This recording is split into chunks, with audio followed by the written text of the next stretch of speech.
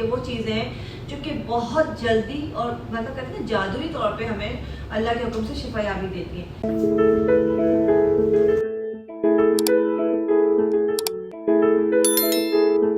अस्सलाम वालेकुम, उम्मीद है तमाम लोग खैरियत होंगे। बेतहाशा कॉल्स आप लोगों की, बेतहाशा मैसेजेस, कुछ ऐसे सवाल होते हैं जो वो सीज़न के हिसाब से चल रहे होते हैं और उसकी क्वेरीज बढ़ती चली जाती हैं। उसी में से एक सवाल जो है लंग्स के बारे में था, ब्रोंकाइटिस के बारे में था कि मौसम जब चेंज होता है तो बहुत ज़्यादा प्रॉब्लम आती है, ब्रीदिंग इशू आ रहा होता है, अल्लाह ना बहुत सारे लोगों को नमूनिया हो जाता है, ब्रोंकाइटिस का बहुत इशू होता है। ब्रोंकाइटिस है क्या? जब मौसम चेंज होता है या बहुत जो कुछ लोग सेंसिटिव होते हैं उनको ये इशू क्यों आता है?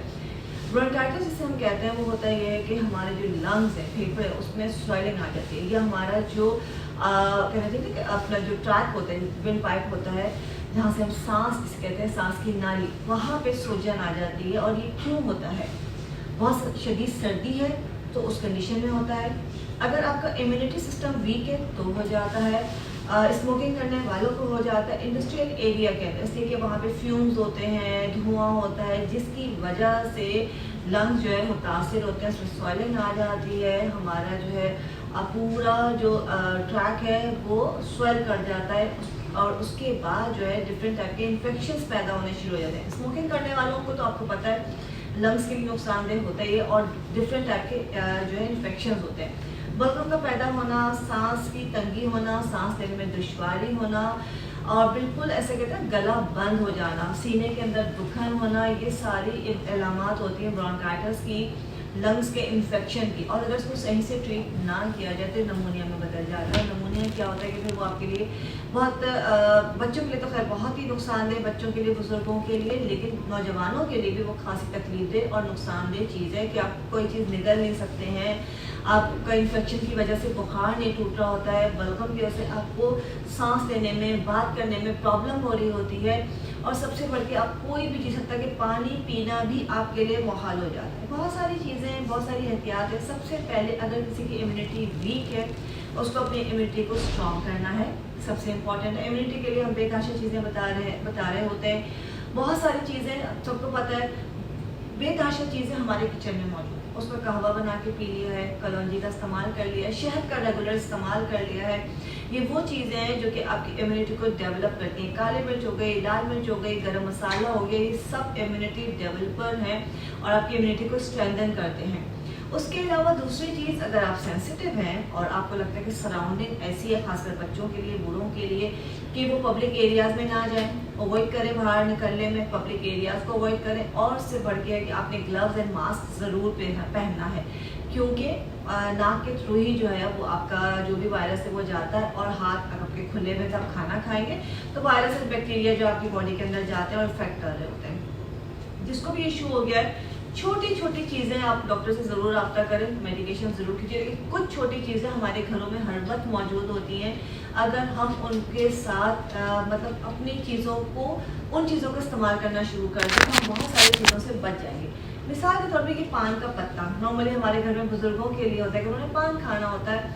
अब कुछ घरों में लोग रखते हैं कि हाजमे के लिए, लेकिन ये पान का पत्ता हर घर में होना चाहिए, बल्कि एक पौधा लगा लीजिए पान का, तो बहुत ही अच्छी बात है।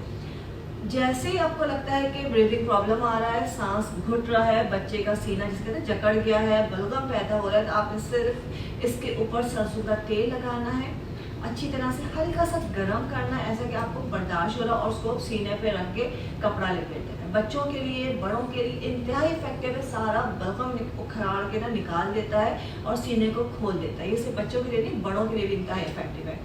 दूसरी चीज़, हमारे घर में तेज पत्ता, बे लीफ मौजूद होता है। बे लीफ बहुत ज़बरदस्त चीज़ है इम्यूनिटी के लिए। इसका सिंपल करना क्या है कि आपने इसको पानी में पकाना है, पानी में पका के इसका कहवा तैयार हो गया, 2 कप पानी में डालेंगे, 1 कप रह जाएगा तो आपका कहवा तैयार है। ये आपने दिन में 2 से 3 बार पीना है, नीम गर्म पीना है। आप इसमें शहद ऐड कर सकते हैं, उसमें कोई मुज़ायका नहीं है। अगर आपको नहीं ऐड करना तो ऐसे पी रहे हैं तो बहुत अच्छी बात है। और इसी गर्म पानी को अपने चेस्ट पे और बैक पे ज़रूर लगा के कपड़े से ढक दीजिए, तो ये भी सारा म्यूकस को निकाल देता है और जो कहते हैं ब्लॉकेज आ रही होती है लंग्स में, उसको खोलता है और स्वेलिंग को ख़त्म करता है। इसके अलावा अजवाइन हमारे घर में मौजूद होते हैं, ये बहुत सारी चीज़ों के लिए, नाक के लिए बहुत इफेक्टिव है। आपने करना क्या है कि अजवाइन और गुड़ को हम वज़न लेना है, इन दोनों का पाउडर बना के मिक्स करके रख लेना है। 1 टीस्पून सुबह, 1 टीस्पून शाम को सादे पानी के साथ लेना है। क्रॉनिक ब्रोंकाइटिस के लिए, जिनको हर थोड़ी देर बाद कोई मसला आ जाता है, ज़रा सा मौसम चेंज होता है, हवा चलती है, कोई खाने में चीज़ आती है तो उनके फ़ौरन गला सीना बंद हो जाता है, कैफियत ख़राब होती है, एंटीबायोटिक्स पे जाना पड़ता है, उनके लिए बेहतरीन है, उसको रिलीफ देने के लिए बेस्ट है। उसके अलावा दालचीनी हम बेतहाशा चीज़ों में इस्तेमाल करते हैं, इसका भी आपने कहवा ही बना के पीना है। दालचीनी और मुलैठी को मिला के आप पी लीजिए, जैसे कि बहुत से लोगों को दालचीनी सूट नहीं करती है, गर्म लगने की वजह से लोग घबराते हैं, बच्चों को नहीं देते, लेकिन मुलैठी और दालचीनी दोनों का आपने मिक्सचर बनाना है, मतलब हम वज़न लेना है, इसको पकाना है। तकरीबन 2 गिलास पानी में पका के इसका 1 गिलास पानी कर लीजिए, और 1 गिलास पानी जो है दिन में 3 बार आपने इसको पीना है। तो ये भी सारा बलगम निकाल देगा, स्वेलिंग को ख़त्म करेगा और आपको बहुत जल्दी रिलीफ दे देगा। अच्छा, ये छोटी छोटी चीज़ें बाज़ाहिर लग रहा होता है कि इससे क्या होगा, लेकिन ये चीज़ें बहुत कारआमद होती हैं। अगर आप इनको इस्तेमाल करना शुरू करते हैं तो आपको अंदाज़ा होगा कि यार इतनी सी चीज़ थी और हम कितना परेशान थे।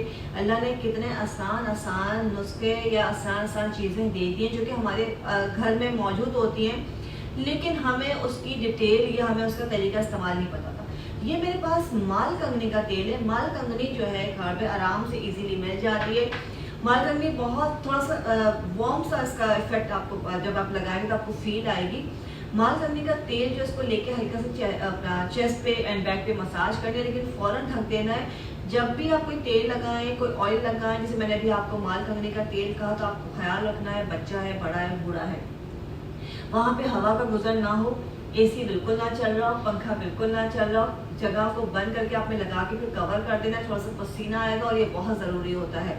माल कंगनी का तेल हो गया, यूकलिप्टस ऑयल हो गया, और जैसे पान के पत्ते पे हमने सरसों का तेल लगा के उसको मसाज किया। ये वो चीज़ें हैं जो कि बहुत जल्दी और मतलब कहते हैं जादुई तौर पे हमें अल्लाह के हुक्म से शिफायाबी देती हैं। इसके अलावा गोल्डन मिल्क का हमेशा तस्करा किया कि दूध और हल्दी, लेकिन दूध और हल्दी कैसे इस्तेमाल करना है, हल्दी लेनी है, इसमें काली मिर्च ऐड करनी है, शहद डालना है और थोड़ा सा मक्खन डालना है। इसका एक मिक्सचर बन जाएगा, इसको बना के आपने रख लेना है। 1 चाय का चमचा 1 कप दूध के अंदर रात को मिक्स करना है और गरम गरम पी लेना है। ये वैसे ही पीना चाहिए, बच्चे हों बड़े हों, अगर आप इसको रूटीन अपना बना लेते हैं रात को सोते वक्त, ये मिक्सचर गोल्डन मिल्क कहा जाता है, अगर आप पीते हैं, ऐसी बहुत सारी वक्ती बीमारियां या सीजनल बीमारियां या जो सेंसिटिविटी की वजह से हो रही है, तो इम्यूनिटी वीक होने की वजह से हो रही होती है, उससे जो है आपको निजात मिल जाती है, आपकी इम्यूनिटी स्ट्रांग हो जाती है और बहुत सारी बीमारियों को जो है अल्लाह ताला गोल्डन मिल्क के थ्रू ही जो है आपकी बॉडी से निकाल देते हैं। तो ये छोटी छोटी एहतियात है। बहुत सारी ख़वातीन, बहुत सारे लोग हैं जिन्होंने सवाल किया था ब्रोंकाइटिस के बारे में, बलगम के बारे में, अपना लंग्स की स्वेलिंग के बारे में, नमूनिया के बारे में। तो ये छोटी छोटी सी कुछ चीज़ें, इसको अपना रूटीन बना लीजिए, आपको बहुत ज़्यादा मेडिकेशंस पे जाने की ज़रूरत नहीं पड़ेगी इंशाल्लाह, और जो उसके साइड इफ़ेक्ट्स होते हैं उससे इंशाल्लाह ताला आप महफूज रहेंगे। ऑब्वियसली आपने स्मोकिंग अगर कर रहे हैं तो कम करनी है।